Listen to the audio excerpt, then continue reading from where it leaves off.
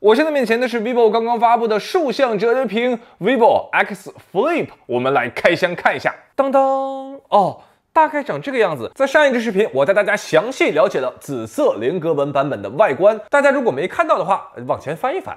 然后这是什么颜色啊？我们开箱来看一下啊，1、2、3，哎，它的这个金色呢是一个光面的玻璃，然后当你旋转这个手机后盖的时候，它的这个玻璃会在光线下有一定像这种水波纹一样荡漾开来的这种感觉。我们给它进行人生的第一次弯折，哎。这一次金色版本呢是光面玻璃，旋转手机会产生像水波一样的纹理，绸缎一样的光芒啊。颜色呢要偏香槟金，就是很淡不浓艳。但我对于这种大面积不规则的波纹，说实话不感兴趣，所以金色版本呢，我主要是给大家展示啊，喜欢金色的用户可以作为参考。最后我们再来用排除大法看一下这款黑色的外观怎么样啊？哎，哦，黑色这款它是光面玻璃，也是有这种棱线的一个小金属格，黑色的它的侧面边框这种要更加圆润，就你看上去的时候，我觉得非常有质感。黑色版本就4个大字，非常喜欢啊！熟悉我的同学都知道，我对于黑色手机的推荐程度向来不高，但我必须要说 X Flip 这个黑色我太喜欢了。黑色玻璃机身和黑色外屏融为一体，让外屏不再那么突兀。缺点就是没有另外2个颜色那么强的辨识度。当然，光面玻璃的抗指纹能力和紫色素皮没有办法相比啊，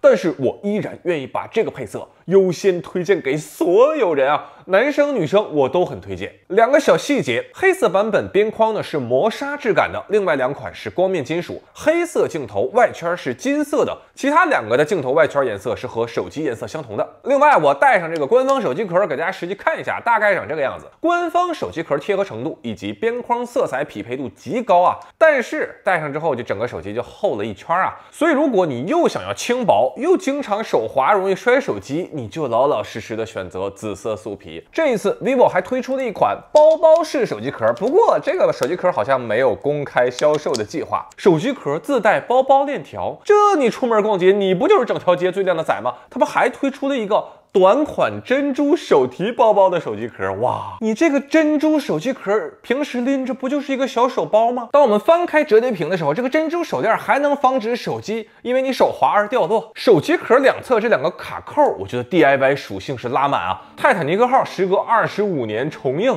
你这挂一颗海洋之心出去，午夜梦回也走一次泰坦尼克号 A 层甲板主楼梯。我自己是真的非常建议 vivo 把这款手机壳公开进行销售，我觉得甚至都不需要这个手链的部分，只需要保留2个小卡扣，剩下的就交给小姐姐们自由发挥，让想象力绽放。如果你像我一样把这款手机握在手里，你就知道哦，这虽然是一款小折叠，但它并不是一款小手机。我的手呢是比较大的，这个拇指刚好能够到这个边缘。它展开之后，屏幕宽度呢要比 iPhone 14 Pro Max 略窄一丢丢，但是要比 iPhone 呢要略长一丢丢。它这个比例看21:9的电影真的是完美，就几乎没有屏幕空间的浪费。但是美中不足的呢是单扬声器，就只有右边在说话啊。我建议大家如果用这款手机看电影，那你配一副蓝牙耳机体验会更好。接下来呢，我们正式进入今天视频的主题，一套完整的竖向折叠外屏生态。当我们从锁屏界面向上滑动，就进入了全新的外屏世界。你会看到和以往的小折叠外屏卡片不同 ，vivo 划开屏幕之后，居然是一个个应用图标，你可以点开每一个应用。那么我给大家介绍一下 vivo 外屏的第一个创新适配啊，重力感应。重力感应难道不是一个手机的标配吗？这个重力感应所带来的优势就是一款应用在这个外屏，它既可以竖屏使用，也可以横屏使用。大家最期待的，我相信肯定是微信，对不对？大家不用问说哪个微信功能在这个上面可以实现，我跟你说，这就是微信完整的搬过来了。你可以横屏发语音，也可以竖屏发消息，你可以用全键盘，也可以用9宫格，你可以发朋友圈，也可以刷视频号，任何操作在这块外屏上都可以便捷的进行。vivo 甚至引入了一个后台机制，就比如说我可以在外屏去接听语音来电，这个时候呢，你还可以把语音去挂在后台，然后继续比如说看看日历呀、查查天气呀。你也可以通过外屏进行视频通话，但是唯一缺点呢，就是目前这个视频因为屏幕和镜头方向它是互相垂直的，所以画面我们看到的是有裁切的，但是通过外屏接打视频，本来它就是一个应急操作，对吧？你真要是想踏踏实实落10块钱的，你就翻开屏幕就好了，它是可以翻开的。说到重力感应，在这里我再次要点名表扬一下小红书啊！小红书对于横屏的适配在 X Flip 上又立大功了。竖屏我们只能去看图片，你看不到文字描述。但是这个时候，如果我旋转手机，你就可以左侧去看图片，然后左侧去翻图片，右侧去看这个文字描述，就大大提高了横屏的可读性。在这里我需要说明一下，外屏只能阅读、点赞和关注。如果你想去评论啊或者留言呢，这个时候就需要翻开屏幕进行大屏操作了。天气应用是我认为 vivo 在做折叠屏整体思路的一个缩影，它不是简单的把此前的应用拉伸适配，而是完全重新设计，就是这个界面布局非常用心。日历应用左侧是缩略图，右侧是日程。电话应用完全按照横屏重新设计，上边这个呢是快速拨号，在这里你可以自由定义去添加，比如说我现在添加了2个快捷联系人，我可以直接给这个 vivo 的服务热线打电话。左下方呢是通话记录，然后在这个位置会有未接来电，你可以直接点按拨过去。右下方呢是拨号键盘，当然这个数字0在右边我有点不习惯啊，但是整体上来说还是挺好看的。支付应用大家常用的4大付款码整合在一起啊，哪里花钱点哪里。折叠屏此前需要展开屏幕才能操作，这本来是这类产品的劣势啊，但是到 X Flip 这里都变成优势了。所以从这块小小外屏你可以看到 vivo 几乎重新打造了一整套外屏生态系统。那么有同学问了，你就这么几个应用，你好意思叫生态系统吗？好的，大家准备好啊！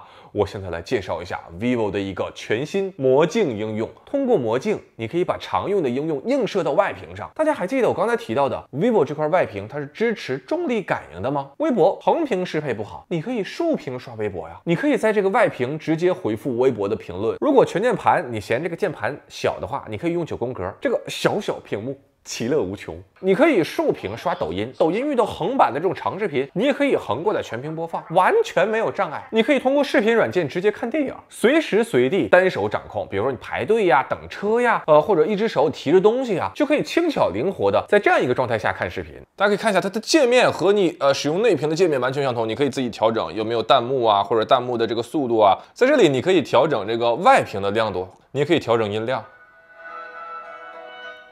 你也可以调整进度。我看看能不能双指给它放大啊？哦，是可以的。原来外边这块屏幕还支持多指触控。很多同学遇到这种比如说横屏的视频，他不一定会点开全屏播放，而是依然手机纵向握持，然后去看这个横屏的小视频。那么在这样一个场景下，我给大家看一下，你开关折叠屏所看到的视频大小几乎相同，但是不同的是，手机完全就在你的掌控之中。我把当年一代神机诺基亚171找来给大家对比一下，大家看，当年我们就在这样一个小屏幕上完成了几乎所有的操作。那时候挂手机 QQ， 然后那时候上移动梦网，什么3G门户，然后那个时候和自己喜欢的人发短信，一直发到深夜。大家可以看一下，那时候的屏幕居然还没有现在 vivo 这块外屏的屏幕面积大。你以为这就完了？让我们看一下进度条，还有一半。那么我再来隆重介绍一下 vivo 这次在锁屏界面推出的多功能卡片。这个有一点点像手表表盘的大屏版本啊，你可以自由定义外屏卡片，比如说天气、步数，你可以自定义付款码、录音机，从而在不用进入外屏桌面，只在锁屏界面的前提下，一键找到对应的功能。就像我所说的 vivo 用任何一种可能的方式提高外屏使用的便利度，把折叠屏的弱点转化成优势。这还不算完，很多同学所关注的折叠屏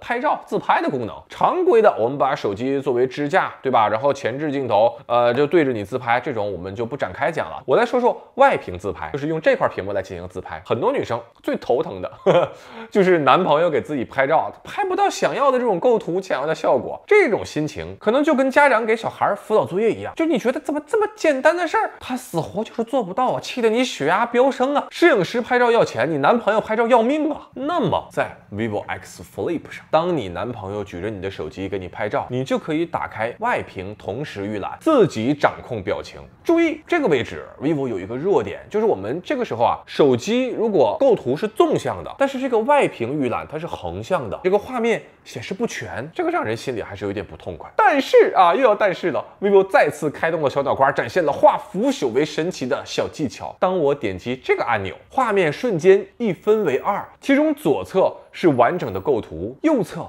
是你面部的特写，就是它同时兼顾了构图和细节。你说用心不用心？你甚至不需要它来按快门，你通过伸出手掌就能够激活快门，让不会拍照的男友彻底沦为一个架子。数不清的细腻小心思是我在使用 X Flip 最惊喜的环节。好了，我们也回过头来聊聊这块内屏啊。对于第一次做折叠屏的 vivo 不搞出一点名堂，它显然是不甘心的。除了我在上一个视频演示过的化妆镜， vivo 增加了适用于第三方软件的悬停适配。弯折手机并悬停使用应用的时候，界面它会自动的转移到上半部分进行分屏。你可以在下半屏简单的进行操作，比如说视频软件里，你可以在下半屏幕进行声音亮度的调节呀，短视频你可以进行上下视频的切换。不过需要说明啊，不是每个应用都能这么操作啊。比如说像微博这种分屏，那上下分屏之后，操作了个寂寞。有同学说这个功能有什么用啊？我跟大家说啊，有很多同学特别喜欢边吃饭边看个视频啊，或者边办公边开个会议，或者看个直播。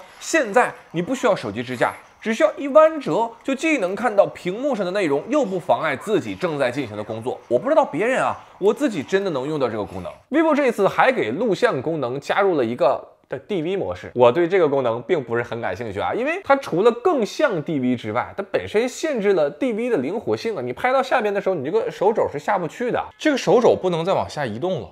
但如果我正常就这么拿着拍，我想怎么移动就怎么移动啊，属于为了 DV 而 DV 啊。不过 vivo 给这个模式增加了好几种这个 DV 专属滤镜，也是一个新鲜玩法。我感觉女生可能比较吃这一块的，我自己呢就还好。配合上一些大家自己喜欢的音乐呀，比如说这个放映机或者这个90年代录像机，也能够收获一些不错的效果。今天视频的最后，女生用户她们特别关注的人像自拍表现如何？我跟大家说，大家其实最不用担心的就是 vivo 手机的自拍，从左到右分别是关闭美颜，然后有一个自然美颜，然后最右边是经典美颜。其中关闭美颜，大家可以看到一些细节啊，就比如说我的黑眼圈啊，脸上的这个毛孔啊，包括我脸上有一些痣啊，这些细节都会被真实的还原出来。中间这个呢是自然，大家可以注意一下啊，在这种美颜算法之下，黑眼圈呢是会减淡，但并不会完全破坏你眼睛的这个轮廓和形状。同时，嘴角这个位置、嘴下边这个位置有2颗痣是被消除掉了，毛孔的细节依然得到了保留。而在最右边经典美颜上，我的黑眼圈被进一步的消除，和自然算法差别最大的就是面部的这个毛孔都有一个磨皮效果。这3种我自己选择的话，可能会选择自然美颜算法会更好一些。最后再提一下电池表现，为了给这款手机增加续航 ，vivo 这次给 X Flip 配备了一个4400毫安时的电池，这个电池的容量绝对不低了啊。不过没有配备无线充电，我个人其实是一个非常喜欢无线充电的用户，所以这个部分呢，对于我来说稍稍有一点点遗憾。但是长续航和无线充电，它总要有一个取舍。以上就是我在使用 X Flip 之后想和大家分享的诸多小体验啊。这是一款可以折叠成小方块的大手机，它的玩法之丰富、之细腻、之全面，应该是我近期使用过觉得非常有趣的一款产品了。这也很符合 vivo 做折叠屏的传统啊。虽然它不是最早发布的，但是软硬件调教的完成度会非常高，非常全面。我经常看到评论区有同学问说，小折叠它的意义是什么？它没有让屏幕变得更大呀。在我看来，小折叠的意义就在于精致，在于有趣。在性能、跑分、长焦、摄影之外，有一群用户，他们希望自己的手机是闪亮的、好看的、精致的、与众不同的，是哪怕一个简单的拿起放下手机，也能够让身边人产生关注的。你说美有意义吗？它的意义就在于让人愉悦，让人心情舒畅。我认为这也是小折叠的意义。好了，以上呢就是本期视频的全部内容。我是周文泽，我们下个视频再见。